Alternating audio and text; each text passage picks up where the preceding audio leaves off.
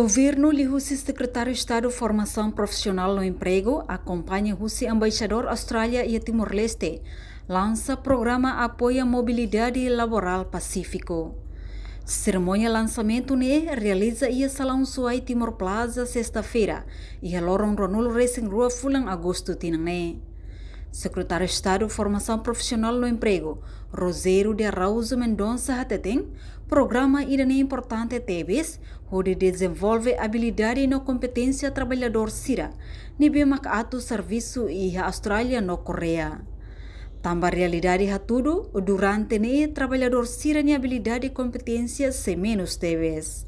Cerimônia lançamento do projeto PMSP escalado na mesma cadeia Timor-Leste de apoio ao programa PAD Pacífico Austrália Esse lançamento irane é importante motive desenvolve inteligência para a trabalhador na mesma prepara até serviço de reino Sira na mesma capa serviço de Austrália, serviço de Coreia, Sira ou Sirania habilidade e competência na mesma caminho lalu na mesma capa da tua dekata kita na trabalhador também e da saio na nível e na mesma caminho skill bele experiência vai a guanania bele experiência vai a hotelaria bele experiência vai healthcare na mesma cuidado férica tuas no lavar Sira lalu vai a culinária e da tua kata e da vantagem boa temos vai a lançamento.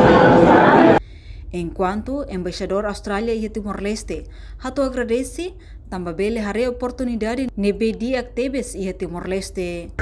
Também for oportunidade mai hau atu halo discurso abertura e ha evento idane. Atu halo lançamento oficial da atividade from assai habilidade niam namos suporta para família e a mobilidade laboral Timor-Leste. La representante Governo Austrália niam hau agradeci ter achado hare oportunidade será e a Pamski deve aumenta buras e a Timor-Leste. Idane inclui lihusi investimento no ambição conjunta deve hato husi itnia primeiro ministro na rua e a dezembro liba. Ohen ida assisti expressão husi investimento na ba Wanneer ik de laatste activiteit van Hirakne, ik te refere aan een scale-up. Iedereen passaria mobilidade laboral neer. Wanneer ik de collega kan ba activiteit scale-up neer.